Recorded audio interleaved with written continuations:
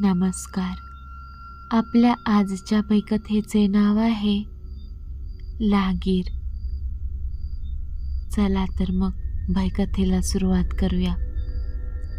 शहरातून नुकताच आम्ही गावी शिफ्ट झालो होतो. 2-3 दिवस झाले असतील.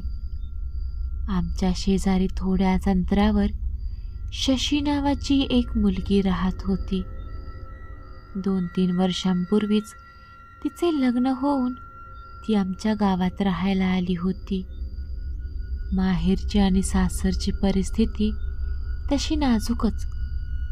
तिने नुकताच छान गोंडस अशा बाळाला जन्म दिला होता. ती नेहमी नदीकाठी कपडे धुण्यासाठी जात असे. तिला घरचे बजावायचे की तू नुकतीच बाळंतीण झाली आहेस, असे नदीकाठी एकटी जात जाऊ नकोस. पण घरातल्या मोठ्यांचं न ऐकता ती नदीकाठी कपडे धुवायला जायची. त्या दिवशीही ती अशीच नदीकाठी गेली आणि तिच्या जीवनाला पूर्णपणे कलाटणी देणारा प्रसंग ठरला. भर उन्हात जाऊन ती जेव्हा घरी परतली तेव्हा ती एक वेगळंच रूप घेऊन आली. घरी आल्यावर तिने कपडे सुकत टाकले आणि घरात तिच्या खोलीत जाऊन दार बंद करून घेतले. खूप वेळ उलटून गेला तरी ती काही दार उघडेना. शेवटी शेजापाजारांना बोलावून तिला भरपूर हाका मारल्या. तेव्हा कुठे तिने दार उघडले. पण आतले दृश्य पाहून सगळ्यांच्या काळजाचा ठोका चुकला. तिचे बाळ रक्ताच्या थारोळ्यात पडून जीवाच्या आकांताने रडत होते. तिने स्वतःच्या तान्ह्या बाळावर ब्लेडने वार केले होते. करपलेल्या तव्याचे काळे स्वतःच्या अंगाला फासले होते आणि कोपऱ्यात बसून ती आपल्या बाळाकडे अतिशय क्रूर नजरेने एकटक पाहत होती. तिने जे काही केले होते ते अतिशय क्रूर आणि भयानक होते. तिच्या सासूने धाव घेऊन बाळाला तिच्यापासून दूर केले. त्यावर उपचार करण्यासाठी ती शेजाऱ्यांची मदत मागू लागली. तसे काहींनी त्याला घेऊन इस्पितळात धाव घेतली. तोपर्यंत शशी अगदी साधी वागायला लागली होती, जसे की काही झालेच नाही. आपण काय केले आहे याची पुसटशी सुद्धा कल्पना तिला नव्हती. दिवसामागून दिवस जात होते आणि अशा कितीतरी विचित्र घटना घरच्यांचं मन विचलित करत होत्या. शेवटी नाईलाजाने तिच्या सासरच्यांनी तिला माहेरी पाठवले. माहेरी आल्यावरही तिचे विक्षिप्त वागणे चालूच होते. ती अशी का वागते हे कुणाच्याही लक्षात येईना. शेवटी बाहेरच्या बघणाऱ्या एका व्यक्तीला बोलावले आणि नदीकाठच्या प्रसंगाचा उलगडा झाला. शशीला लागीर झालं होतं.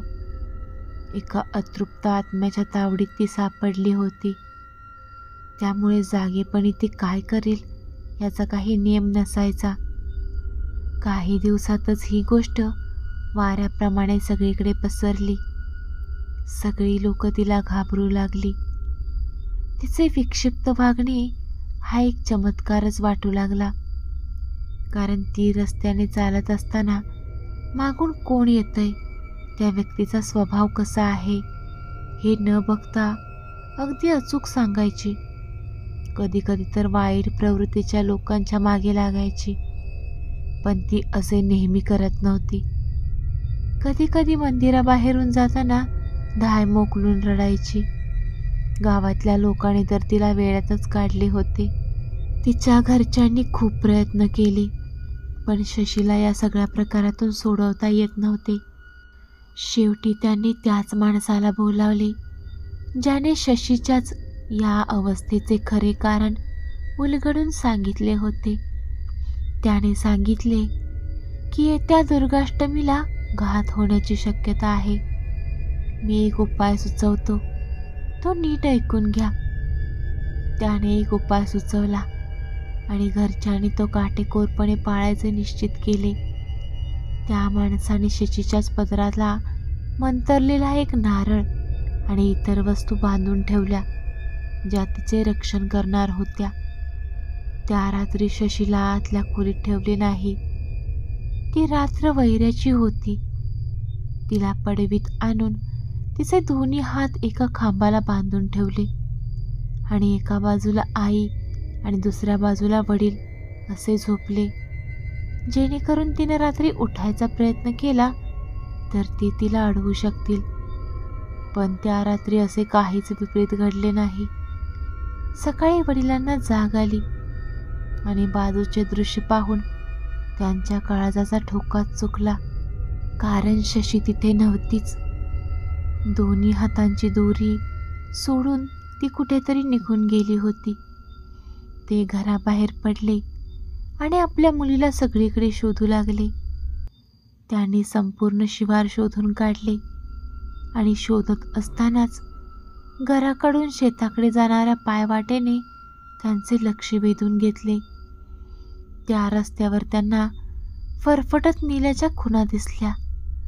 साडीला बांधलेल्या वस्तू सर्वत्र पसरल्या होत्या. जसजसे ते त्या वाटेने पुढे जाऊ लागले तसे काळजाची धडधड वाढत होती. काही पावलं पुढे चालत गेल्यावर तिची साडी आणि नारळ पडलेला दिसला. समोर असणाऱ्या विहिरीकडे लक्ष गेलं आणि उरला सुरला धीरच संपला. त्यांनी विहिरीकडे धाव घेतली आणि आत डोकावून पाहू लागले. शशी आत एका दगडावर पाय मोकळे सोडून मागे भिंतीला टेकून बसली होती. तिला हाका मारायला सुरुवात केली तरी तिचा काहीच प्रतिसाद येत नव्हता, जसे काही तिला काही ऐकूच येत नव्हते. तोपर्यंत गावकरी जमले होते. त्यातल्या एका दोघांनी हिंमत करून आत उतरायची तयारी केली. बघता बघता ते आत उतरले आणि शशीला हात लावून भानावर आणण्याचा प्रयत्न केला. तसे पुढच्या क्षणी ती होती त्याच अवस्थेत खाली कोसळली. तिचा जीव कधीच अनंतात विलीन झाला होता. तिच्या अंगावर कसल्याच खुणा नव्हत्या. तिच्यावर हावी झालेल्या त्या अतृप्त आत्म्याने तिला कायमचे संपवले होते. तिला बाहेर काढून तिच्यावर अंत्यसंस्कार करण्यात आले आणि त्या विहिरीजवळ पूजा वगैरे करण्यात आली. पण आजही त्या विहिरीजवळ सहसा कोणीही फिरकत नाही.